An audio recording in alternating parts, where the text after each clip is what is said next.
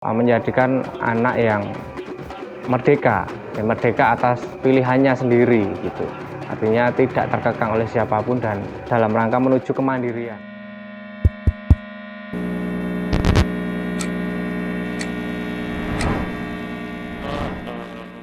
Sanggar Lare Mentes itu sejarah awalnya itu berawal dari gempa DIY Jateng tahun 2006 yang kebetulan kan daerah kami ini di Tawangsan Ganti Warna itu kan terdampak dari akibat bencana itu.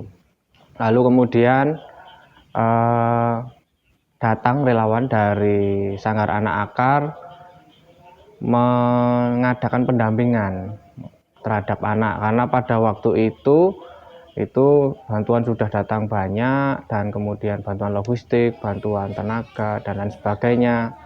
Nah, teman-teman Sanggar Akar merasa bahwa ternyata banyak anak yang tidak terperhatikan, karena pada waktu itu pasti orang tua sibuk untuk mengurusi puing-puing rumah, lalu kemudian untuk makan keseharian itu juga.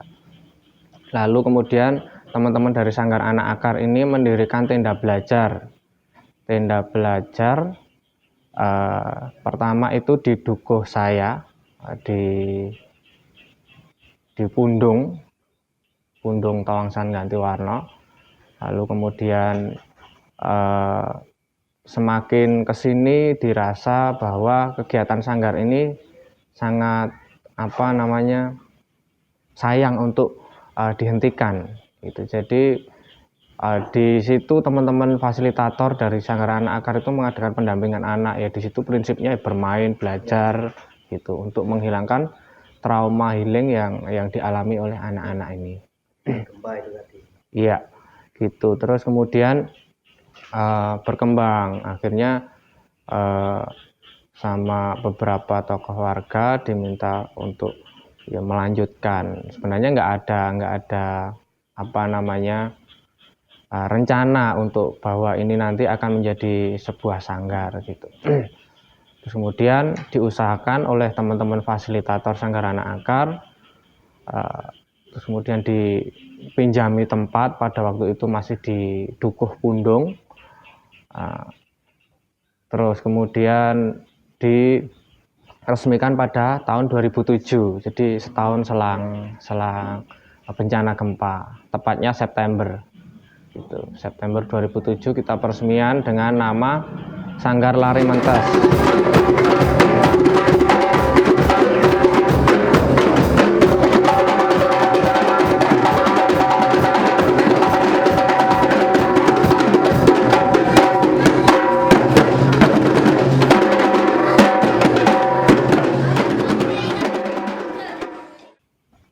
Kalau Sanggar Lare Mentes itu pada prinsipnya dulu itu ketika diresmikan, kenapa memilih nama sanggar ini, kenapa kok tidak panti, kenapa kok tidak paguyuban atau apa, karena kalau sanggar ini teman-teman memaknai bahwa sanggar ini adalah tempat berkumpul beberapa kelompok untuk melakukan kegiatan-kegiatan yang positif, tempat belajar, sebuah ruang gitu.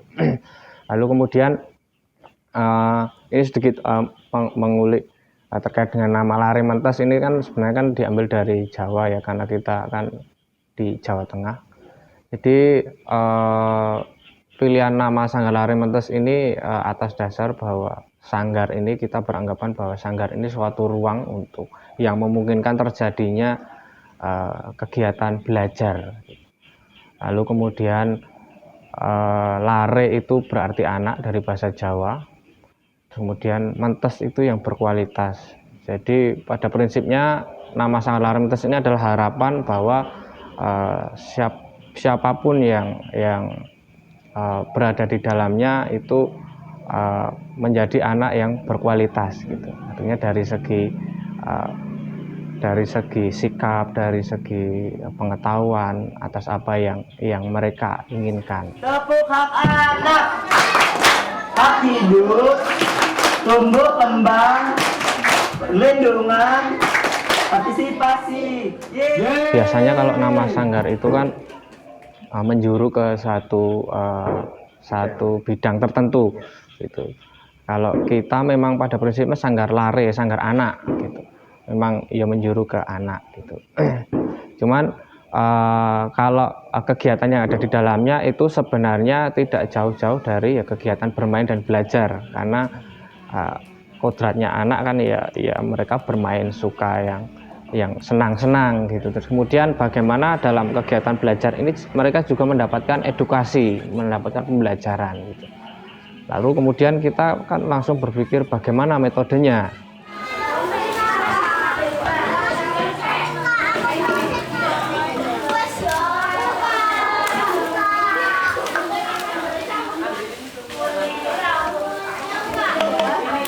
Banyak yang kita bisa jadikan sebagai media pembelajaran yang sifatnya bermain-main gitu. Misalkan salah satunya ya kesenian gitu. Seni adalah sebagai media juga untuk anak belajar, entah itu mengolah cipta, rasa dan karsa gitu. Lalu kemudian ada juga kearifan lokal. Kearifan lokal itu ya bisa kita bermain-main di sawah gitu. Terus kemudian apa yang mereka dapatkan dari sawah. Terus kemudian kita belajar kemandirian, masak dan lain sebagainya.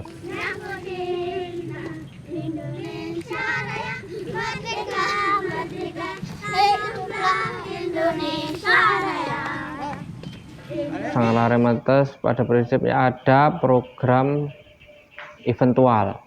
Eventual ini ada program tahunan, itu yang pertama peringatan hari ulang tahun itu pada tanggal 9 September. Lalu terus kemudian ada peringatan Hari Anak Nasional yang kita pakai, jadi jatuh pada 23 Juli. Nah, terus kemudian ada program apresiasi karya. Jadi seluruh kegiatannya itu sampai sekarang itu bertumpu kepada eventual ini. Artinya ketika ada event program ini Hari Anak gitu misalkan, ya nanti 2 bulan sebelumnya kita sudah mempersiapkan bagaimana akan mendesain sebuah kegiatan, terus kemudian bagaimana ini juga bisa memberikan dampak bagi anak-anak gitu. Artinya nanti setelah ya selama 2 bulan itu kan berproses. Nah kegiatan rutinnya baru sampai di ketika ada eventual. Angin sumilir dadi angin ribut. Udah tangis manungsa saben. Dewa. Bumi gojang-ganjing langit kelap-kelap. Tening jagat. Ono buta ngolo petaka gedene sak gunung alas.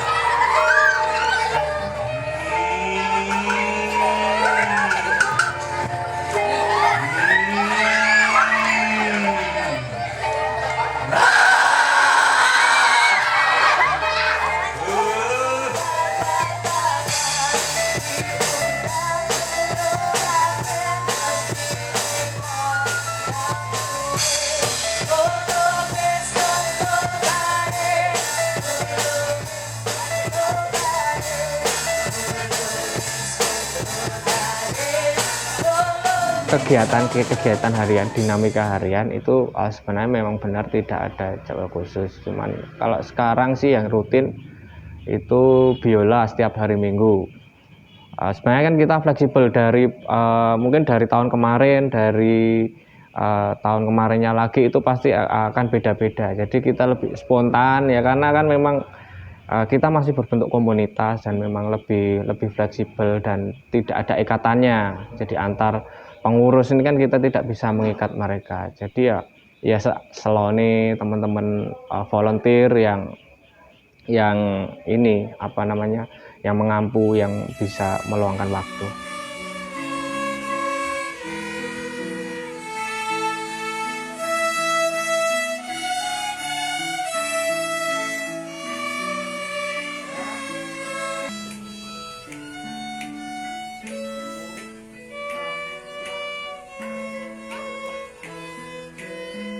kalau kita bicara program itu yang jelas kan kenapa kita tidak bisa secara terjadwal gitu, karena ya kendala keterlibatan dari teman-teman. Artinya memang kerelawanan ini kan gerakan kerelawan, jadi ya pas teman-teman slow terus kemudian match waktunya dengan anak-anak. Yang pertama waktu, itulah waktu.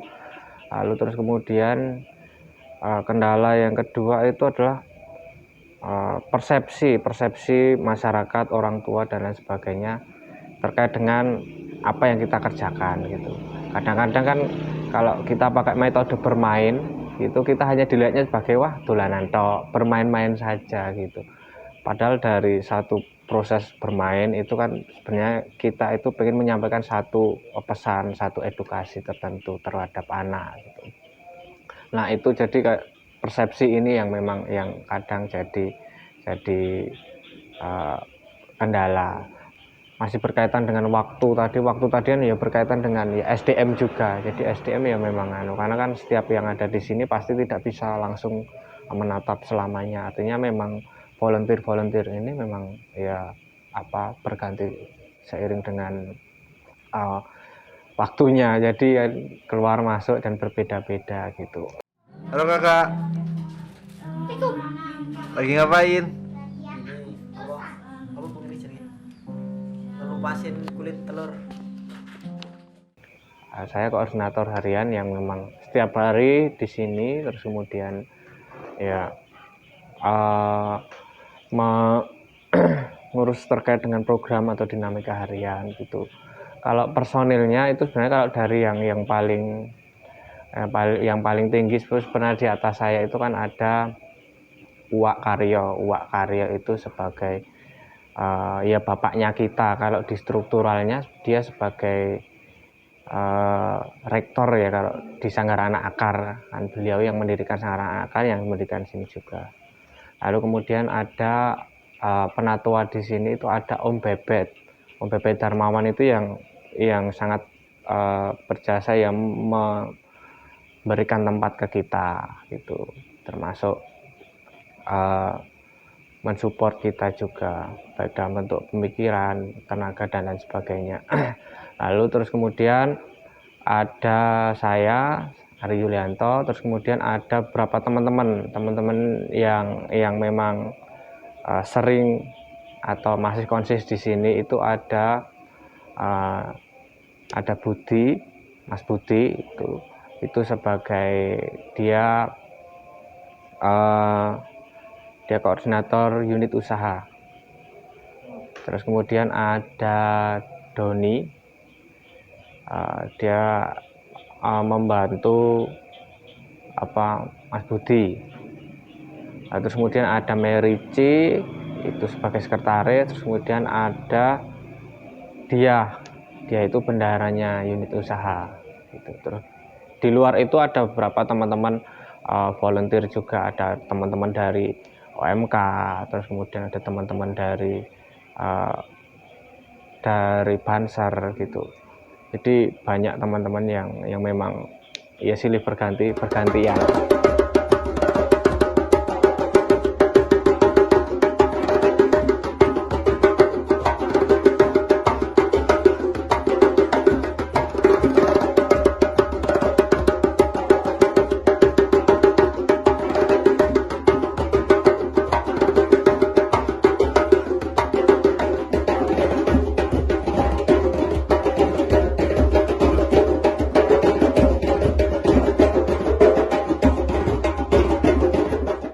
Peserta itu pada prinsipnya adalah tidak mengkhususkan ke anak saja gitu. Teman-teman muda pun juga sejauh kita bisa memfasilitasi, kita bisa merangkul, monggo, kita terbuka untuk siapapun, apapun suku dan golongannya. Jadi kita tidak menjuru ke satu Tertentu. Iya, usia ataupun golongan tertentu. Latar belakang semua Iya, akan diterima menjadi peserta sanggar. iya, Teman-teman sanggar Laremantes. iya. Bahkan bukan hanya sekedar anak-anak di sekitaran desa sini juga, kita juga terbuka untuk anak-anak yang dari desa-desa lain gitu yang ingin bergabung. Silakan kalau mau. Neng boleh nggak? Kalau berkaitan dengan orang tua itu sebenarnya orang tua variatif ya, karena kita prinsipnya kan tidak mengikat, kita juga tidak berbayar gitu.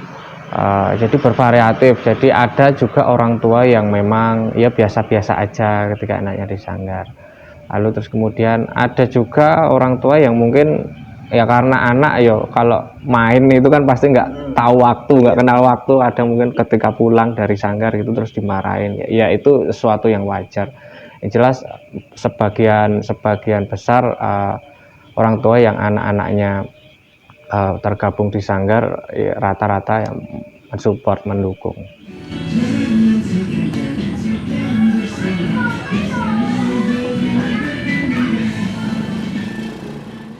Supaya bisa tetap produktif dalam menjalankan program, apakah ada bantuan dari pemerintah atau dari mana? Dari sanggar ketika ada program-program seperti itu yang pertama itu yang jelas induk kami ya di Sanggar Anak Akar itu jelas. Lalu kemudian ada juga memang seorang yang memang kami anggap sebagai penatua di sini gitu kan ada. Terus kemudian selain dari itu kita juga punya kegiatan usaha ekonomi itu ada koperasi, lalu kemudian ada kedai kopi. Jadi ada dua entitas usaha di sini yang memang berbeda beda status kepemilikan, tapi memang masih satu lokasi. Yang pertama itu kedai kopi Mentes. Kedai kopi Mentes memang usaha ekonomi kami. Terus kemudian ada Pawon Mentes. Lah Pawon Mentes ini usaha pribadi, cuman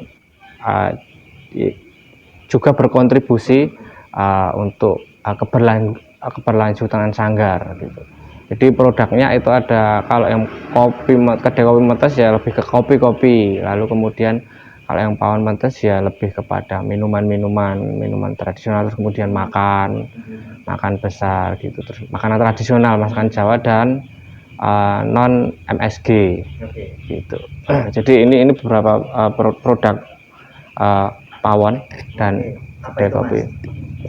Ini ada oh ya ini wedang, kalau ini wedang uwo, ini ya wedang uwo, ini ya rempah-rempah lah. Terus ini ya jus-jusan sama makanan tradisional kebetulan belum disiapkan tadi.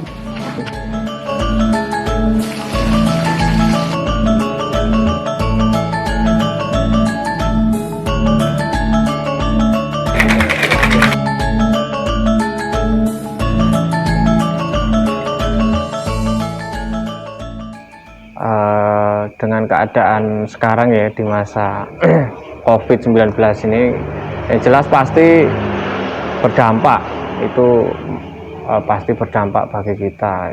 Salah satunya itu di kegiatan usaha, itu jelas. Itu kemarin pas awal-awal itu sempat libur selama 3 bulan, dan untuk buka lagi pun kita juga ngangkatnya juga agak sulit, itu terkait dengan kendala. Terus kemudian di intensitas kegiatan juga kan pasti juga harus dikurangi gitu.